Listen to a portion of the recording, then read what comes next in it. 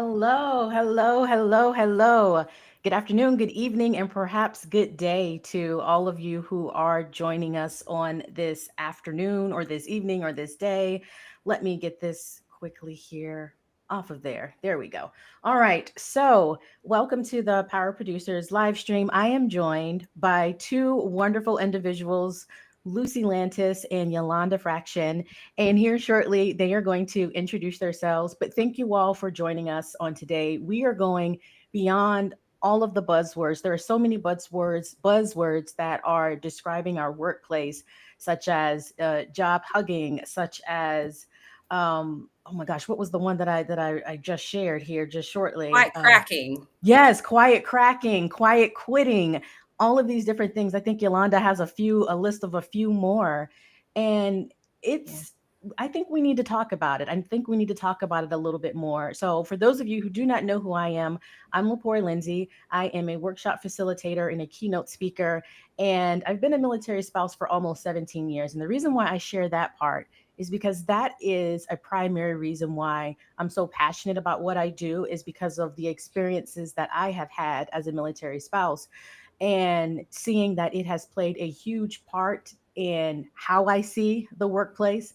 And so I think that that's an important fact to share. But now I will turn it over to Lucy and then Yolanda for you both to introduce yourselves. Thank you. Thank you, Lapura, so much for one, hosting this, but two, extending the invitation. I'm in such great company and with such great thinkers, and I'm just happy to be here. I'm Lucy Lantis. I'm an organizational facilitator based here in Omaha, Nebraska. I have my own business called Inward Inquiry, where I help teams connect deeper, and I do that through culture work, facilitated conversations, assessment, workshops, all people things. Great to be here.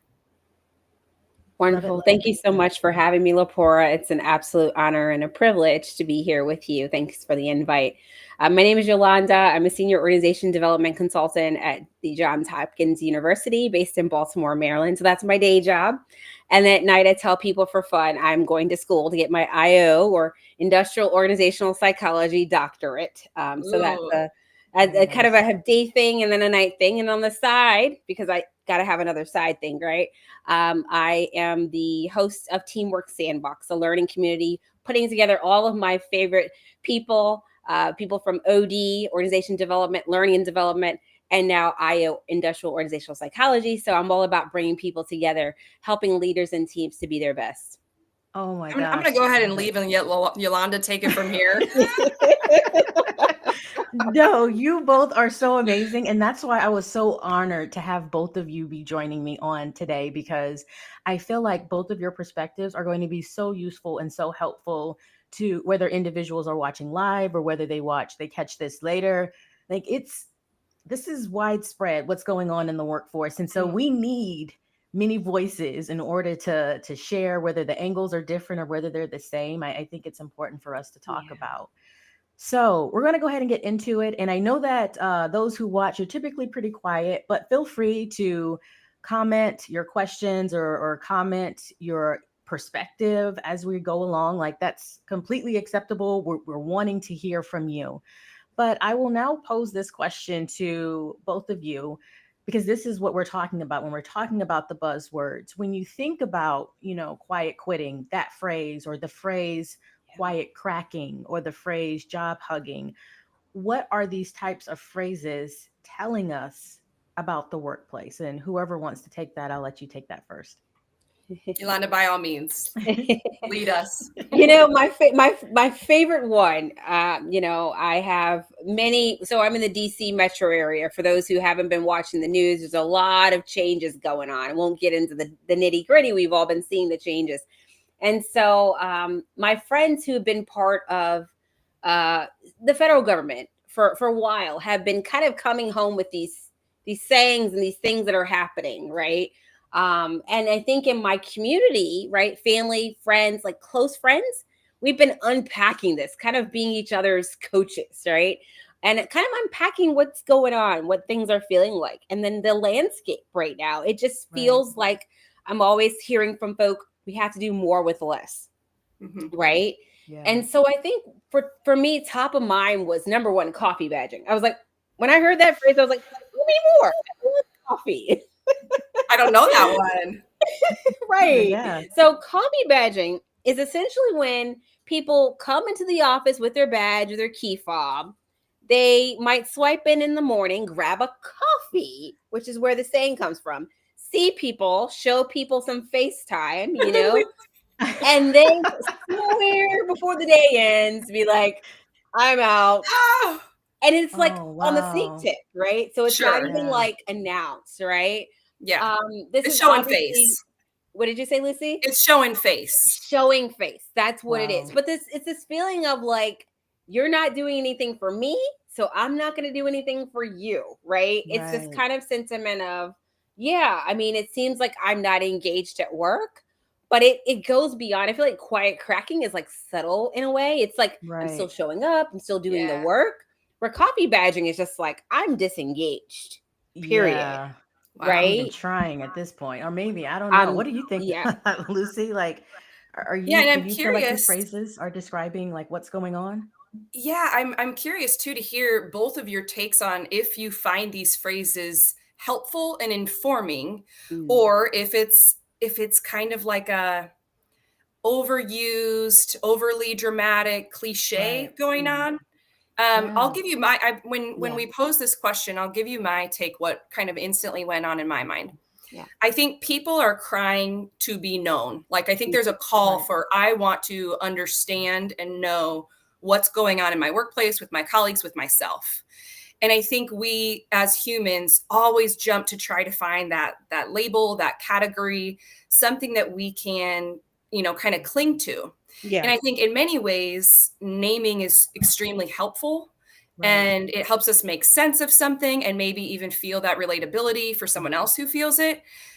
And it can also go too far in the other direction where now it's almost like pathologized. And, it's, Yes. I see this parallel with kind of the mental health world, where growing up in where I'm from, you didn't really know all of the different mental health terms and different diagnoses.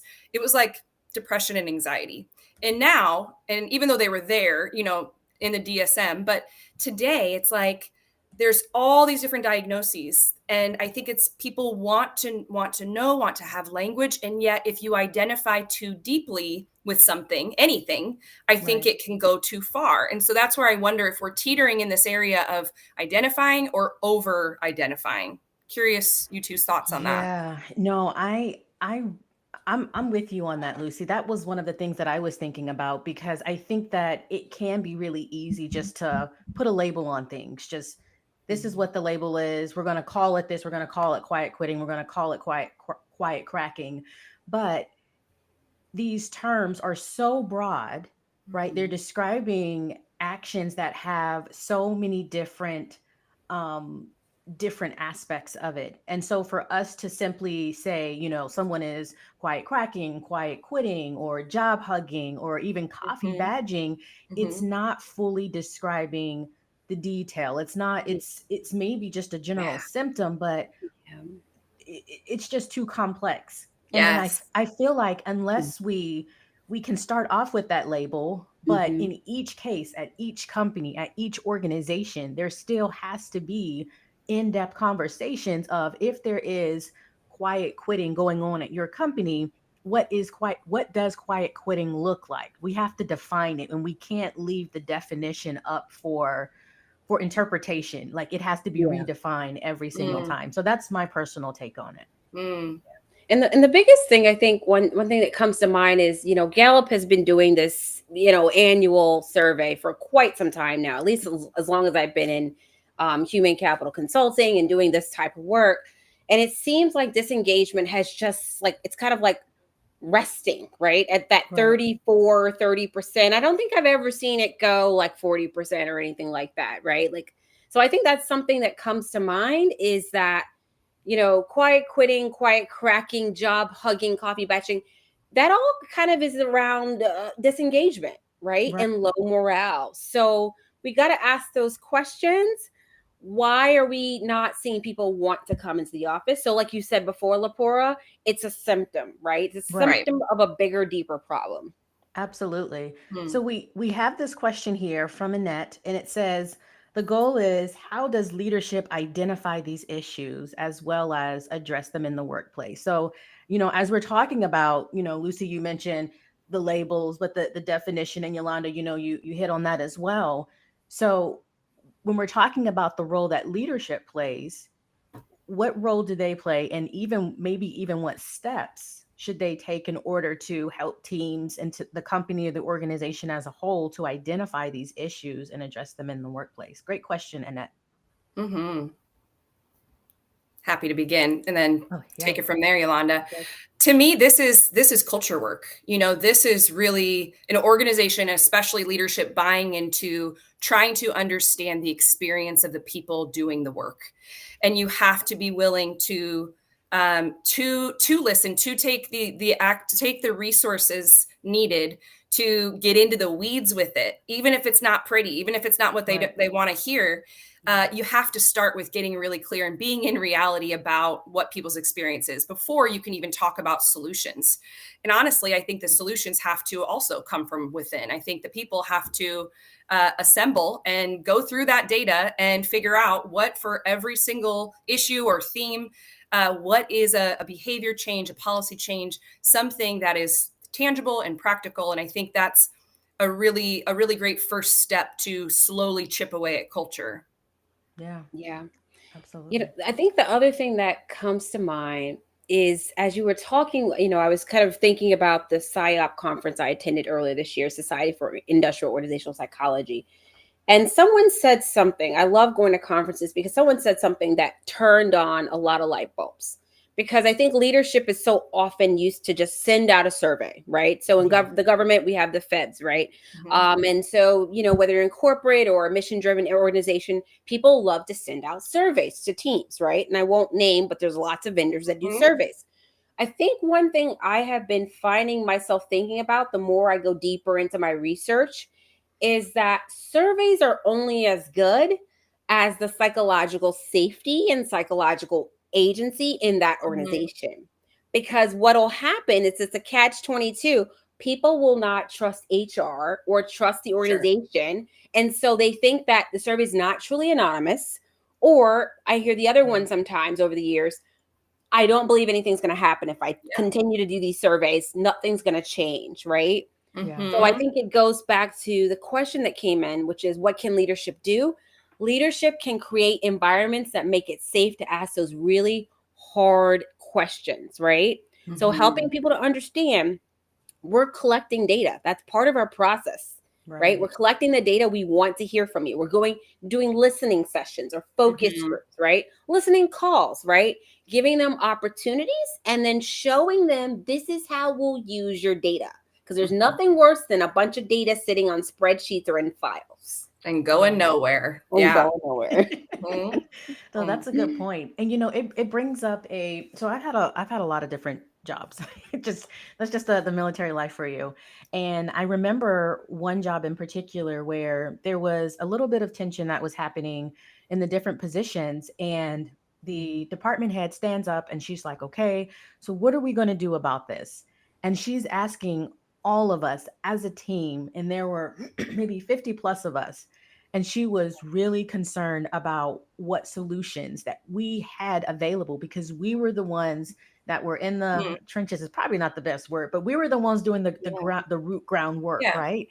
And that was our time to share what we felt the problem was. That was our time in order to be able to provide a solution. And so I think, to both of your points, it was also an opportunity. She collected that data, she had it right there, but she also took action with it Mhm. and empowered us essentially with that ownership Mhm. of, now that we've identified as a team what the problem is, and now that we've identified what are some potential solutions, who's going to lead this effort. So even though she was the department lead, she was empowering us to take ownership of what part we could play in being able to come up with that solution. And I think that that is how, and we're talking about going past the labels or the symptoms, if Mm. we are being inclusive in that decision making and inclusive in that Absolutely. data collection, then that is how things just don't get resolved immediately, but it there has that long term effect as well, I think. Mm, And I feel like this too kind of brings up another question when we're talking about why these trends potentially, why do they keep resurfacing, because this isn't new. I mean, mhm, the or maybe it is new. I'll let y'all tell me. When we think about the phrases and the labels, is it Mhm. something new? Or I mean, I think even from 2020 to now, just that small time, I feel like we resolve it a little bit and it comes back, and we resolve it a little bit and it comes back. And so why do these trends keep surfacing? mm. You want me to kick us off, Yeah, Yolanda? yeah. Jump right in, jump right I'll tell in. you my best guess. I would say that a lot of these trends, they're all human behaviors. And so I don't think it's anything new. I think it's repackaged. And Mm. so I think these human behaviors have probably been around since the Industrial Revolution, people quiet quitting there. And yet Yeah. these external things happen in the environment and they shake things up and they get people to think in different ways. And so insert pandemic, Mm. some people being able to do their job completely from home and others not being able to, and then everybody returning and all the feelings that come up from the unfairness or inequity, and I can do my job from home, why am I not allowed to? And all of those feelings make people feel very, very isolated and less a part of the collective. And so I think the pandemic did a number on us, and yet I think those underlying feelings were probably there for a long time. Yolanda, what are your Mm. thoughts? Yeah, I think about this a lot, right? And I recently have been thinking about as I get ready for a Clifton Strength session, and we think about balconies and basements, right? So when we Mhm. have strengths, the kind of the mentality is that we have a strength, and when we're working well in our strengths in a positive way or in a positive light, we're in that balcony sometimes, right? We're doing well, we're excelling. And then there are sometimes shadow sides, right? Leaders there might be certain things like you're mentioning externally that may push us into times of disruption, right? Or extreme pressure in their challenges, right? So I think it's all about, to your point, Lucy, we all have personalities, right? We all have certain types of characteristics that come out or are suppressed, Mm, right? I think that's one thing I will say is I did like for a part of that time is not having to worry as a person of color, a black woman, mm, about office politics. sure. Have I been invited to those in-person meetings? Have I not? How much in part of that conversation have I been a part of? Right. Mm, So I think some of this is kind of met by there was this great resignation, right? And Right. then people said, okay, I'm going to leave. I'm going to do my own thing, right? And it seemed like gig work was kind of coming up in the world, right? That's mm, another big thing we were seeing in the yeah. trends. But I think now the word I think that's top of mind for me is disruption, right? Because I sit at a point right below Maryland, like right kind of at the cusp of Maryland, right almost to the top of DC. And so I can't help but feeling, as I think 95% of my friends and family have been at some point in time, a part of the government. That for us, I think in the East Coast is a really big part of the disruption and the change that's happened almost like overnight. Yeah. So I think some of this is where you sit in your industry as well. Higher education's going through a number of transition, Yeah. right? Rethinking, reimagining, who they are, and so things that are affecting them. So I think it's multi-layered. To your point, Lucy, Mm, it's multi-layered. And I think some of the things that are on the bottom are we got to get back to the basics. I had a post out mm, earlier about this. We Mm. got to get back to employee life cycle 101. You hire the right people for the job. You support the people. You promote people. You see people as humans first, not yeah. robots. And I think when we do the basics well, then we can talk about all the Yeah. other things. Oh, that's so good. So good. And I know you, Lucy, as someone who, works highly with culture, like you're just like that human connection, that being able to and that's the thing. It is the basics, right? It's foundational. We're humans. We need to connect. We need to get to know people. And yet it seems to be a major struggle or a major challenge. Um, I'm not I- I'm not quite sure why, if I'm honest, because I feel like it could be a multitude of different things. And so I guess I'll use this as a follow-up question.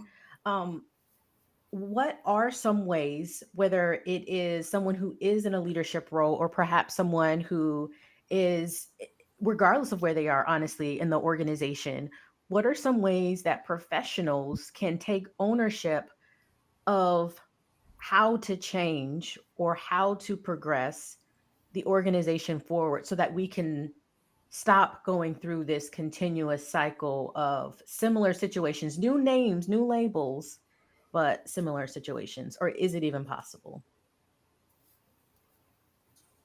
Well, I mean, everything Yolanda just said, it's like retweet or copy and paste because it goes back to leaders need to model the power of connection and meaningful relationships and respect and knowing people at all levels. It has to be modeled, and I've worked with organizations who are in a very tumultuous place due to former leadership, and well-intentioned people come in and they're cleaning up a mess that they didn't make.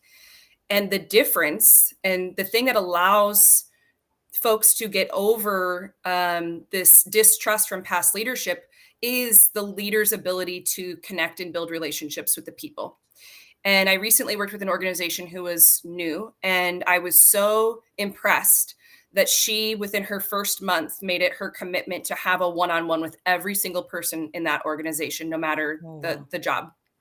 And it was something that had never been done before, and people were kind of like, "Wait, what's this about?" Right? But it was Yeah. it was signaling and modeling, this is what we value here. And I think that is a hell of a starting point. I love that. Observational learning and modeling. I love that. That's Yeah. great. So just want to do this really quick. So if anyone is just joining in, thanks for joining in. We're going beyond the buzzwords and we're exploring workforce trends. And we're looking at popular phrases like quiet quitting, quiet cracking, job hugging, coffee badging. And we're really discussing what these terms, what they can look like in the workplace and how you can address it, whether you're in a leadership role or if you're in a non-leadership role. What steps can you take in order to address it? So at any point, if you have any questions or if you have any comments, you can feel free to just type in the chat. Hopefully I'll see it. Sometimes this thing is a little wonky and it doesn't let me know what's going on, but yeah, feel free to share it there. So I guess I'll go here with this. Well, unless Yolanda, unless you wanted to add to what Lucy just said, I don't want to. No, I think Okay. Lucy, that is, relationship is everything, right? And I think that, when we think about everything, right, that a leader does, performance management example, it stems from a relationship. You really can't give feedback and have these crucial conversations and whatever it is you want to do if you don't have a relationship built. So Mm. check on that, Lucy. I'm all there with you. Love it. I love it. I love it. So then, are we looking at a permanent shift in how we work? For instance, we're talking about the relationships, and both of you are in agreement, and I am as well, how important it is to be able to develop those relationships. But as we look back to previous generations when they worked primarily in the workforce, to work for purpose wasn't a thing, right? But now it is. When you look at Gen Z and millennials, even Gen Xers, like it's about how can we work for purpose? How can we work for meaning? How can we go do work that is tied to more than just the paycheck? And that wasn't always the case. But seeing that that is a solution that we all keep going back to, do Mm. you think that this is a permanent shift in the workforce? Gosh, I hope not. Um, Mhm. and I think in your last question, I don't know if I fully even answered that. I kind of got Oh. tangential, but I think the reality is that there has been a shift due to these external factors. Hmm. And is it permanent? I think all things are changing, and there will be a new external factor that will come and shift and disrupt things. And yet we have to stay so focused on the human component as we continue advancing technologically. And I think people don't have to have those human relations and connections if they don't want to at work because of technology. It's not a prereq anymore. And I think that is where it's problematic, is that how do we get back to realizing that we do need that? It is an essential thing to have. And so to me, it's all about this taking time to get to know the inner world of your colleagues. Lepora, I'll never forget our first get together, one-on-one. We knew each other an hour, and yet we shared parts of our stories and ourselves that was vulnerable. And it wasn't Right. too far extreme in like the other direction where it's like oversharing, but it was healthy vulnerability, and I immediately felt connected to you. And that Mm. happened in an hour. And Yeah. it's the power of that true, genuine, intentional time and space to connect with someone and know what's in their internal world. And I think that is what will move us out of this phase. We have to get back to valuing that as a requirement in the workforce. That's my hot Mm. take. That's good. That's good. And to answer Norbert's question, oh, this is for overall employment, I would say, regardless of what department individuals work in. Now, although we have some experts here for culture specific and IO specific, it is for all employees. And we have another question: in this ever changing workplace, how do we stay relevant and successful? So, Yolanda, I'll let you, Yeah. if you want to tag Mhm. on to what Lucy said and Yeah. then tackle this one, I'll let you take it Yeah, from there. there's so much coming out of this, so much that, the breadcrumbs that we could kind of follow and talk about this, Right. and thinking about Norbert's comment, is this directed at ID or L&D? One thing I will say, going back to my roots, I call it, right? I started off as a classroom teacher, right? About 20 or so years ago. I was an elementary teacher. And the reason why I started that story is because I realized that my journey over the next few years might change, right? And I stayed open to, I think, possibilities. So I think for people who are in an individual contributor role, see yourself as a leader there, Mm, right? Right. Because my principal called me to then do school and district wide trainings. Right. And from there, others started to meet me to see me as a leader. So I think oftentimes people sit back and they wait for permission, mm, right? So whether you're an ID or an L&D, right? A lot of times L&D, we have become these executors, right? Right. The people get this, hey, can you build this deck? Can you build this module? Can you do this workshop?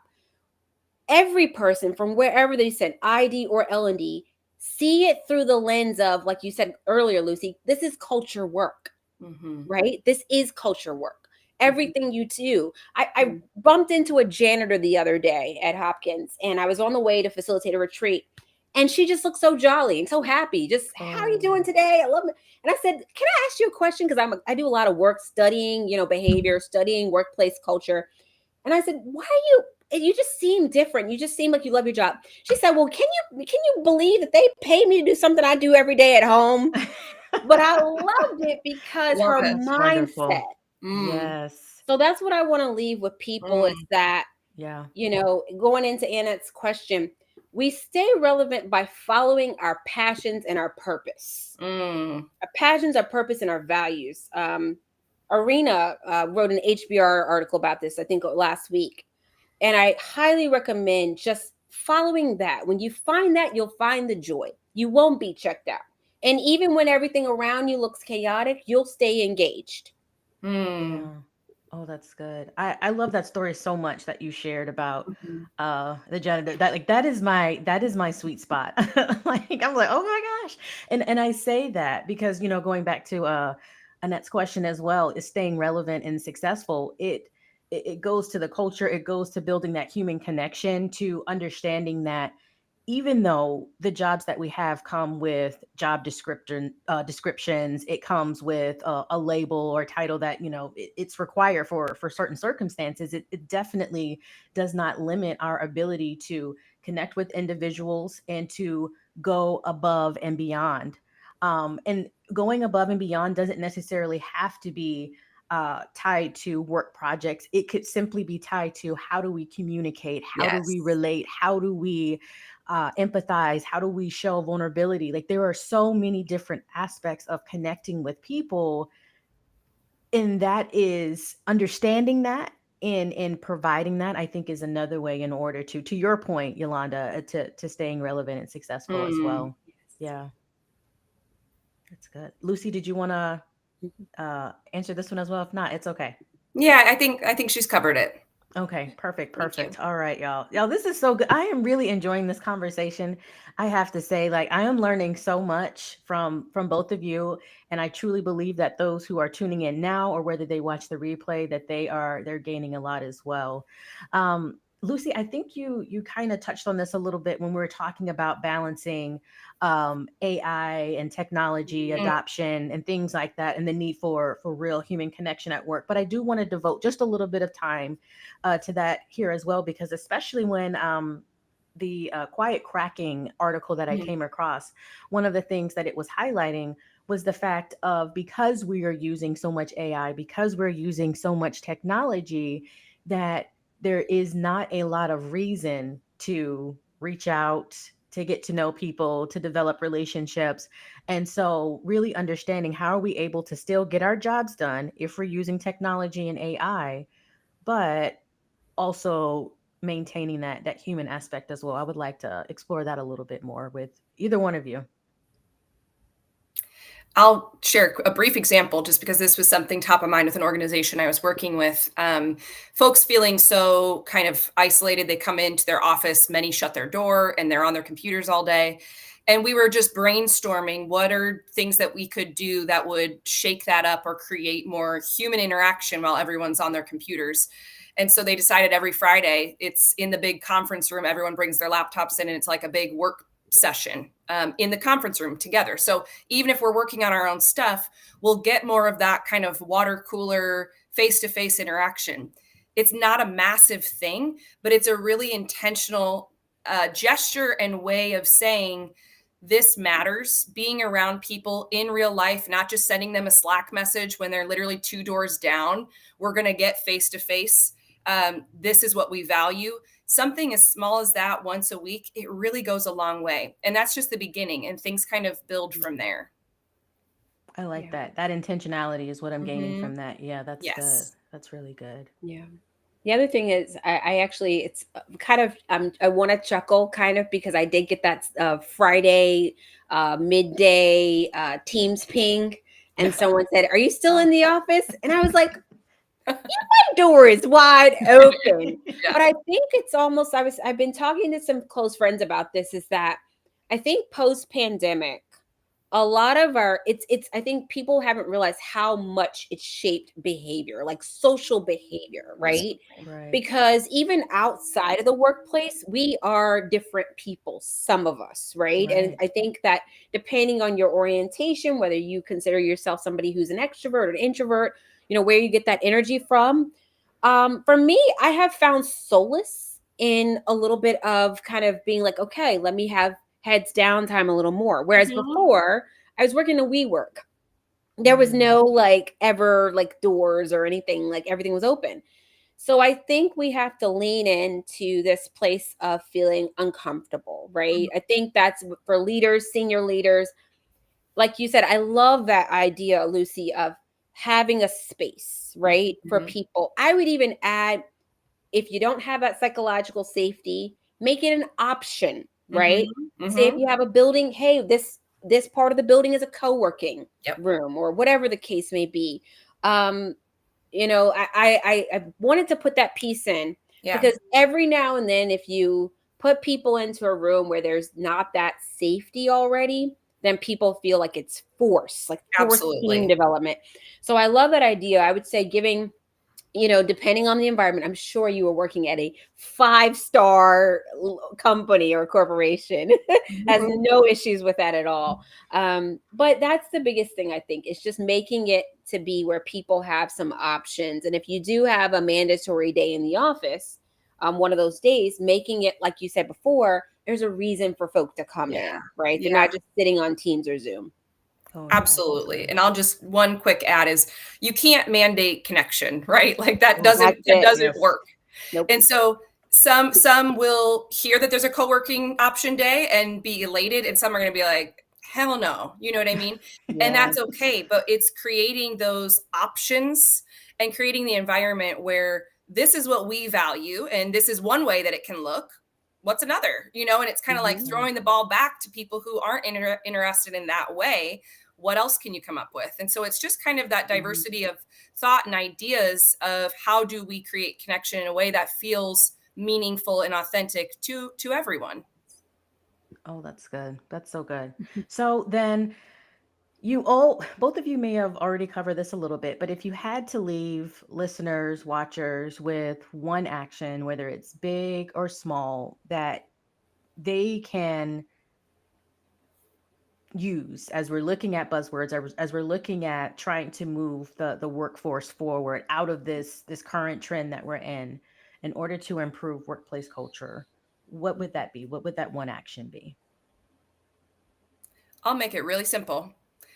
Take this conversation we just had and have it with your team, or have it with folks at your workplace, or better yet, invite someone you don't know well at work to lunch and ask about, what do you think of quiet quitting? What do you think of quiet cracking? Just take time to get to know people's internal world, and you'll be surprised what will come out of that. I love that. Yeah, I would have to agree. Yeah. We both said that. I guess that resonates because I think people don't overlook the small things, right? A lot of small things over time create the big things, right? And so on LinkedIn, someone recently said, and I don't know the specific person, but they said culture is leadership at scale.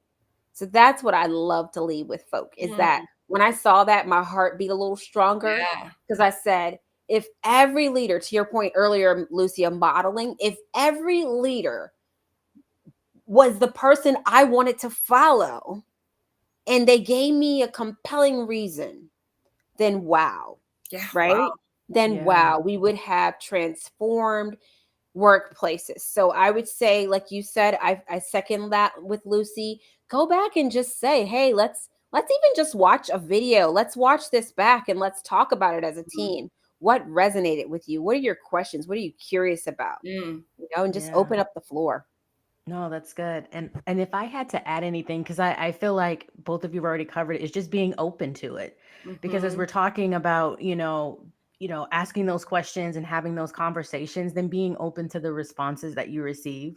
And being open doesn't necessarily mean that you are going to agree with everything that you hear. It doesn't mean that everything is going to change immediately, but really trying to understand the perspective of the person or the team that's sharing that information or that data with you, and then process it. Take your time and process it and do something with it later. But just really being open to it, I think is super essential, because if people are constantly giving you, you're asking and they're giving you the information, they're sharing it with you, but you're not open to it, then why even ask? Right? Absolutely. So good. So as we get ready to close out, Lucy and Yolanda, I would love for you all to share with people how they can reach you. So please feel free to. I'll see if I can. I'll have to go back and put it in the chat because it doesn't cross over to all channels. But please let people know how they can reach out to you if they would love to continue the conversation. Yeah, you can access my website, start over. You can access my website. It's inwardinquiry.com, or my Instagram is really the only social media or LinkedIn that I use. So at Inward Inquiry. And I know that can sound tricky, so Lepora will put it in the notes. There you go. Thank you. Yes, absolutely. And what about you, Yolanda?